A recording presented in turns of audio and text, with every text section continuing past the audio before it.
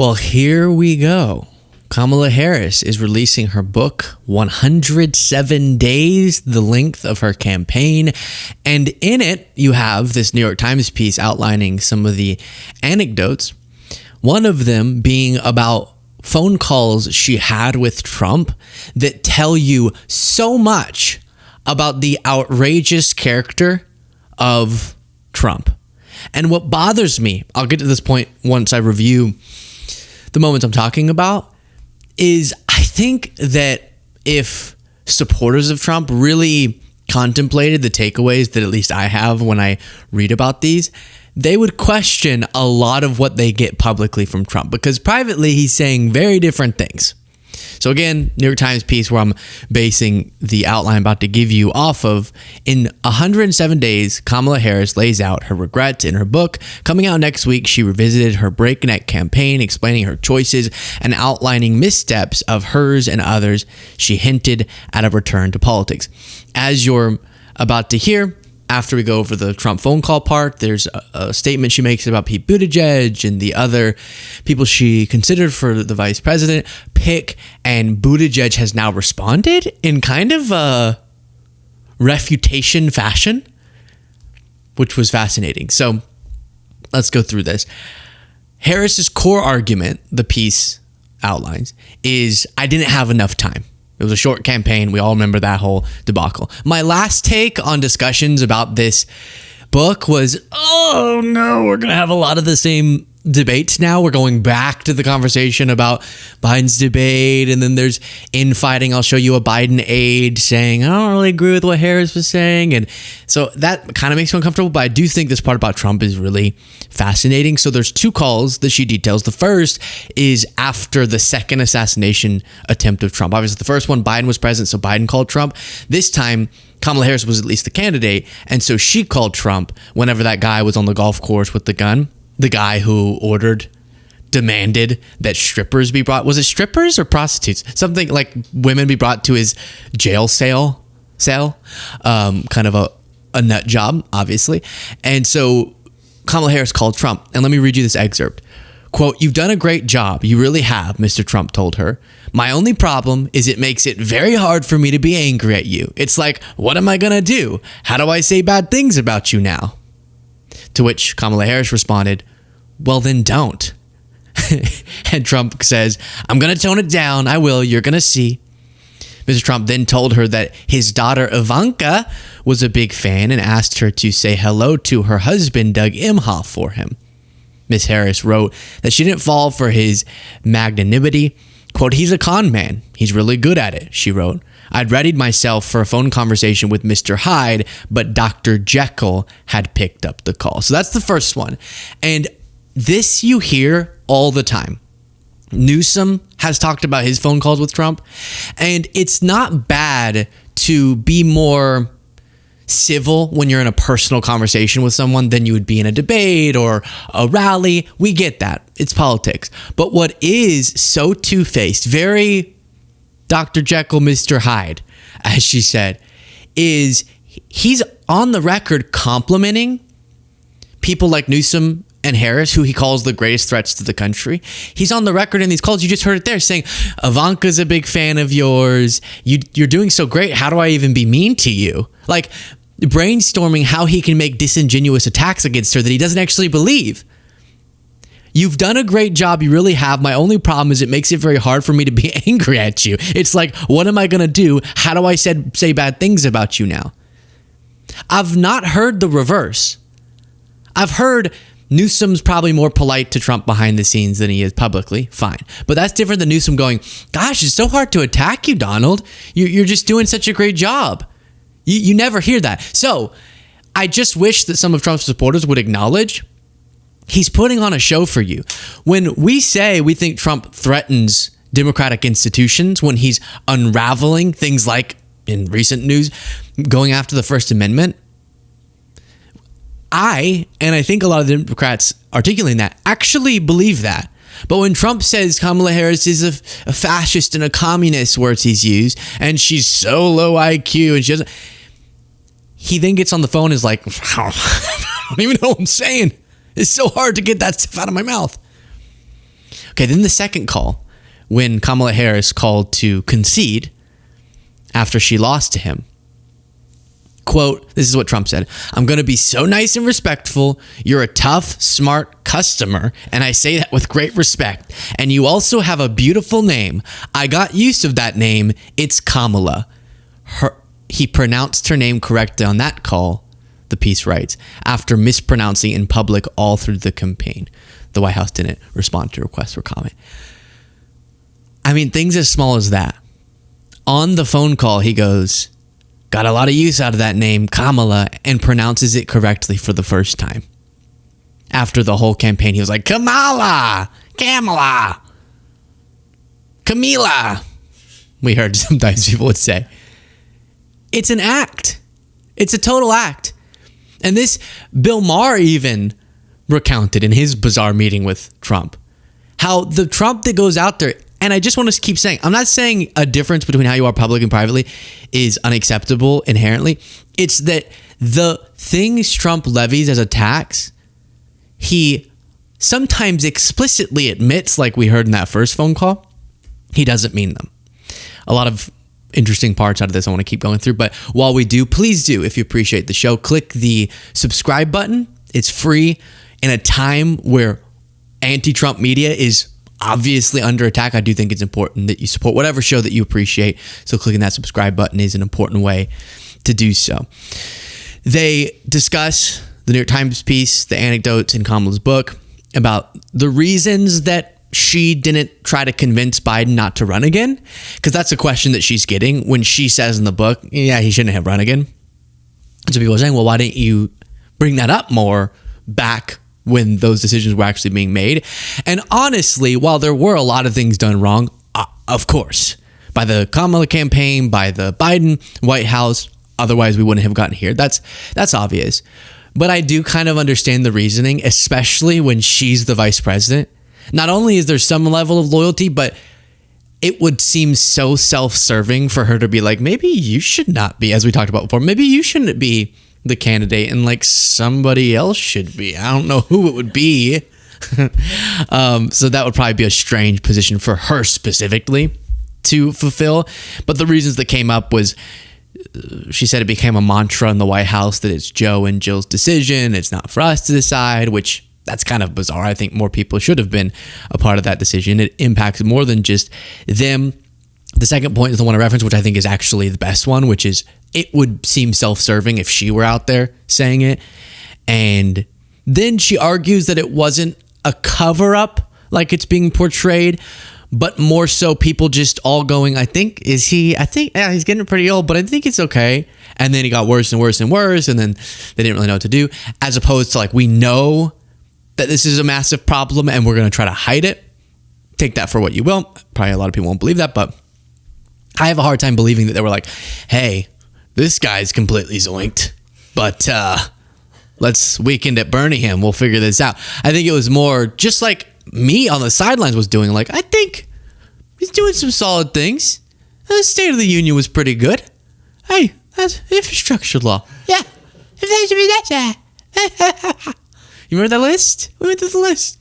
Surely. All right. Well, that was kind of... I like to introduce President Putin. That doesn't make sense. Wait, your uncle was eaten by a camel? Wait. But I think maybe that was just a... I think a lot of that was going on in the White House, too.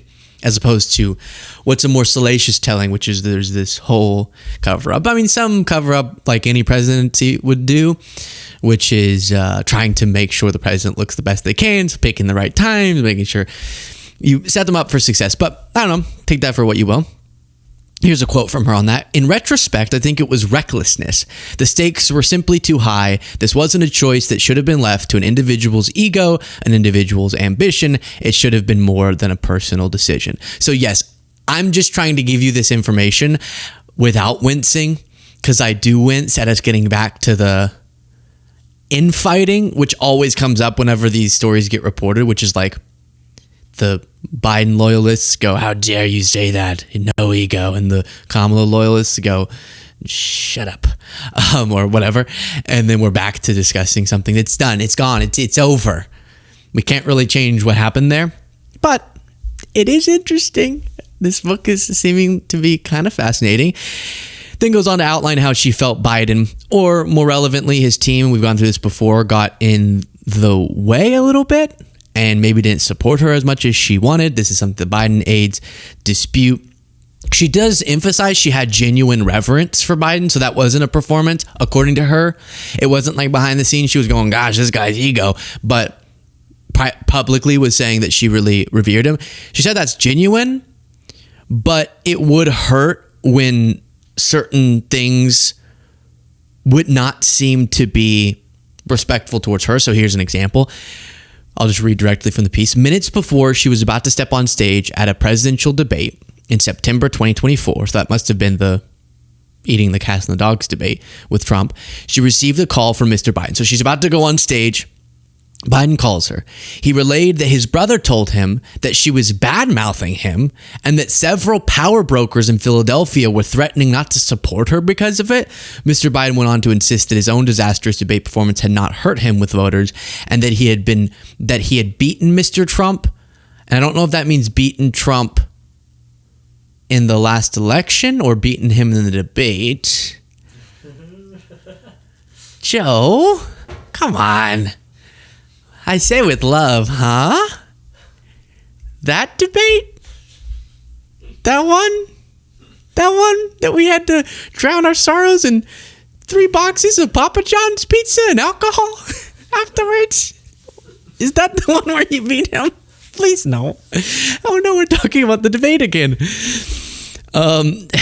And so then she says, I couldn't understand why he would call me right now and make it all about himself, distracting me with worry about hostile power brokers in the biggest city of the most important swing state. So if that anecdote's true, that right before the debate, Biden called her, we also heard reporting that Biden on that phone call said, what was it? No sunlight? No daylight, kid. No daylight, kid. Like, don't try to break yourself apart from me PR-wise. And I just think maybe he had his own strategic assessment that would seem like she's backing away from her own record because her record's attached to Biden's. And I also understand that when Biden's perception, which at the time made sense, that his administration was working pretty dang productively, especially on domestic policy, that to admit to the lack of popularity of Biden would be harmful to Harris. Like, maybe that was his assessment and it wasn't just ego. But to call her up right before the debate and say, no daylight, kid, which I believe that because that's so how Biden talks, you know? Kamala, I'm hearing people, my brother, saying that she's bad-mouthing me. But you don't bad-mouth me. The last person bad-mouthed ended up with a wedgie on a fire pole. And then it ends with, no daylight, kid. Good luck, Kamala. Life, liberty, pursuit of that. That wasn't a good call. That was not a good call. Getting in her head about people are saying because it was about winning the campaign. If it worked, which y'all know, during that era, I was trying to explain the public perception of Biden's record didn't seem to match Biden's record. Like, he was way less popular than I think at that point deserved to be with the massive flaws. And so we were pushing back against that, but it was hard to deny. There was just a very set in stone American public stance, maybe not so much on the policy, but on him, his age, his competency. And so if it were more effective for the campaign to kind of distance itself, then they should try whatever's going to work. That was my feeling. And so to kind of get in her head, I don't think would have been a fair thing to do. And different moments are cited, I think, in the book where she would feel offended over some of the way that Biden or his team would handle things like that.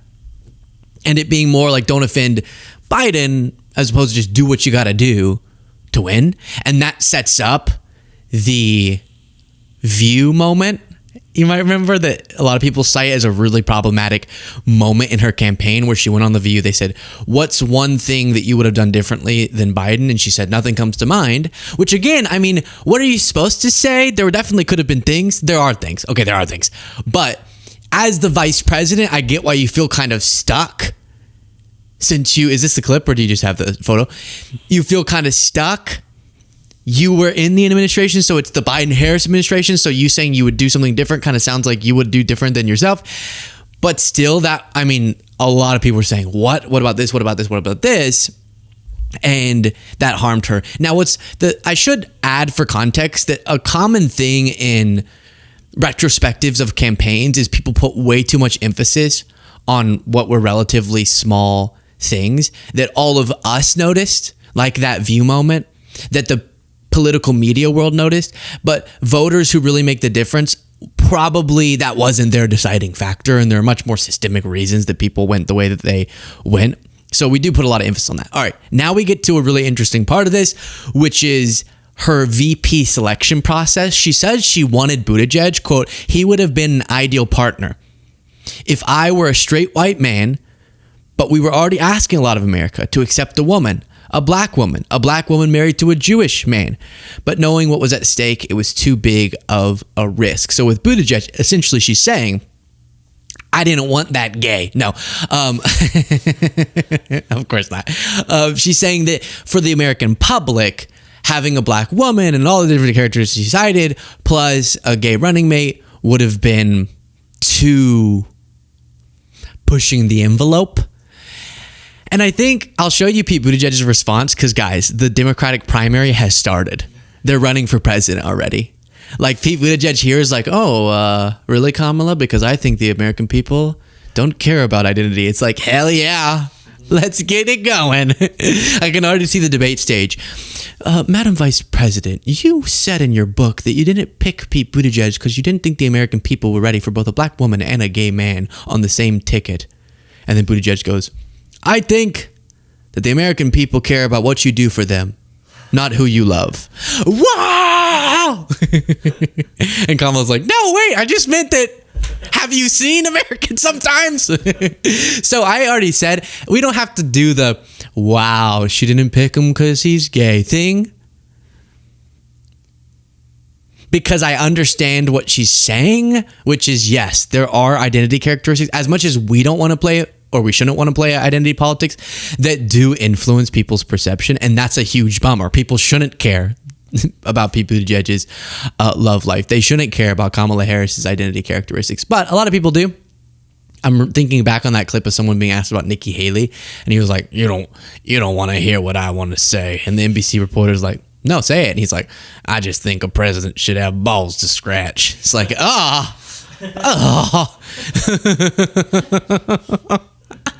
So people do, but are those the same people that would vote for you anyways? I don't know. But this was Pete Buttigieg's response, and this is so campaigns begun.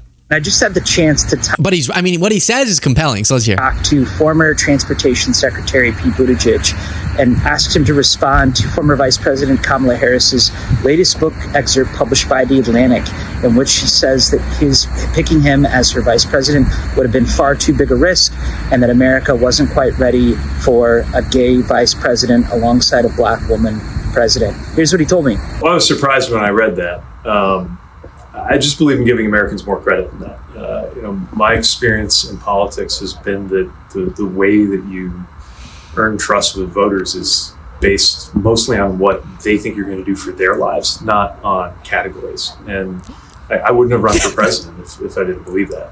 I was right here in Indiana when this state turned blue for the first time since LBJ, and it wasn't Bill Clinton who did it. It wasn't John Kerry who did it. That happened in 2008 when Barack Obama was leading the ticket. And just again and again, my personal experience getting reelected in South Bend and a lot of other things have just shown me that you just have to go to voters with what you think you can do for them. And that's why I'm here in Indiana right now. We did this big rally on redistricting, trying to make sure that we can make the case for a politics that's about the results we can get for people and not about all these other things. So he's like, all right, Kamala, let's get the showdown started because I'm running. Are you? I just think that it's not about the color of your rainbow flag, but the content of your character. what I think. Which is true, by the way. I agree with that. I mean, obviously, I'd like to believe that. But do I, in my heart of hearts, that doesn't make a difference? I think it does. I think Trump's attack about Kamala Harris's identity did dissuade people. She happened to turn black. It does. It does make an impact, and it shouldn't. So we deal with this thing of, do we assume where the American public's at, or do we just run the best candidates? And I think we run the best candidates. So, but I don't blame her for contemplating that she was already sitting down in interviews, having interviewers go, oh, what does it mean that you're the first, you would be the first female president? And she was like, oh, no, I don't really care about that. Like, she would really try to not play the identity politics game. But Trump would. And that's the thing about MAGA. They flip it sometimes. I get the Democrats have also done the identity stuff too much. But in this campaign, Kamala Harris did not want to make it about that.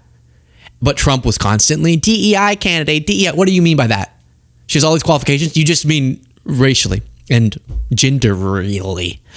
And so if she also was sitting down in interviews and it was like, oh, what does it mean that you're the first woman? You'd be the first gay vice president. Well, I mean, come on, outwardly. And what does that mean? That it would have played more into those hands. But I think at some point we got to stop considering that and just pick the best candidates. We're going to keep shooting ourselves in the foot if we constantly try to assume where the American public is at.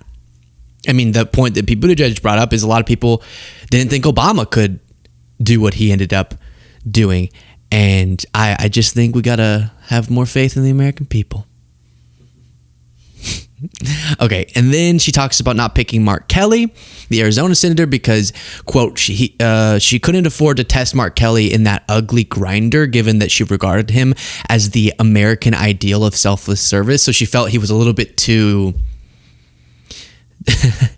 clean for the dirtiness of politics and didn't want to have him disparaged like that.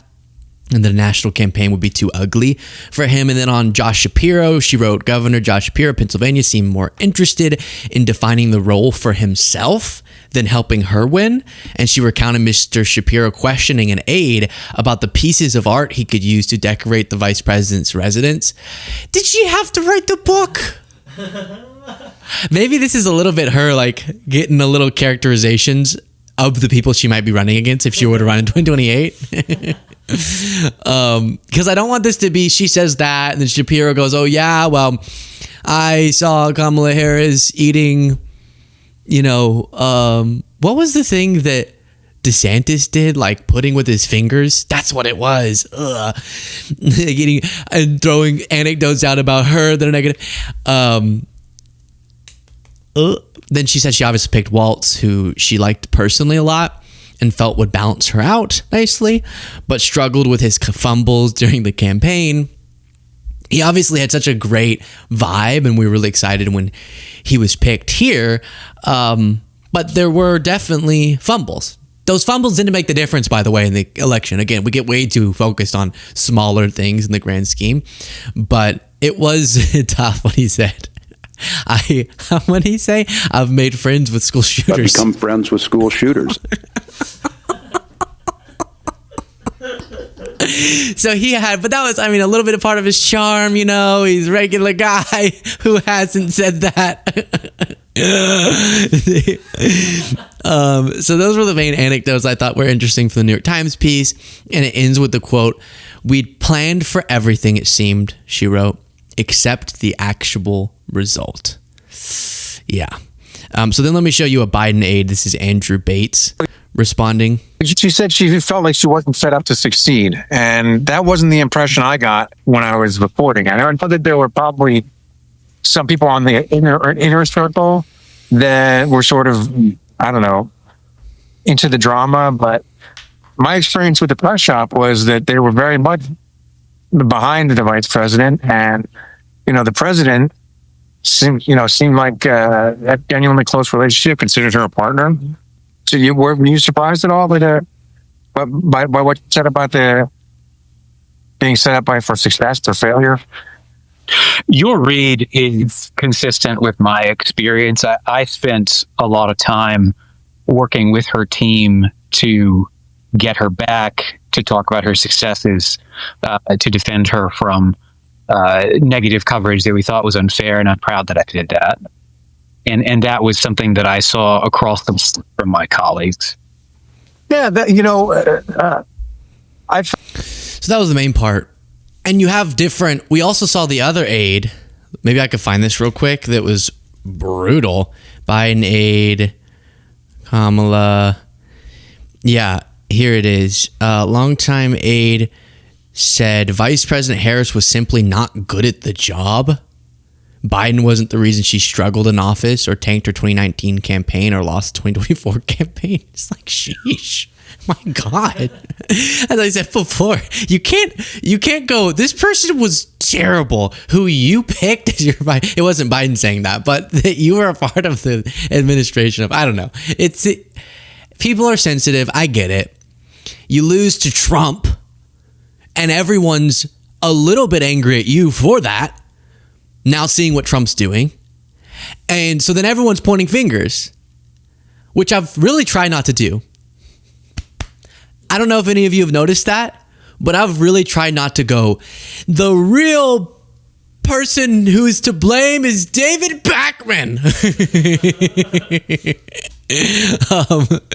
But good friend of the show. It's him. If he had done something different, right? And people do that. It's this. It all came down to the day before the election. They played Cardi B's song instead of Justin Bieber.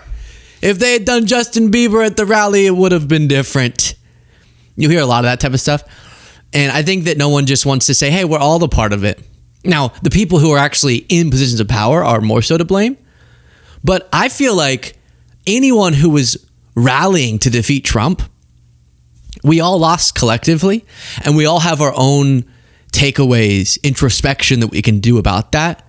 But it doesn't come down to one simple, Tim Walz said his best friend's a school shooter, and that tanked the campaign for him. If you don't remember that, he was trying to say he's met school shooting victims, which is obviously extremely tragic, but it came out wrong, and the right wing had a field day with that, or picking out it's because the Biden team didn't support Kamala enough, or the Kamala Harris team didn't work with the Biden team enough, or the Kamala Harris team should have split with Biden more, or it's a confluence of factors. And our takeaway should be calibrated for that. And I think, despite I know she needs to release a book, it was a big campaign, all that, and everyone needs to release their book. But at some point, I'm excited to just, all right, we've had our time, our grieving period, our time to have our takeaways. Now we look forward. And that's where I'll leave this. Share your thoughts in the comments.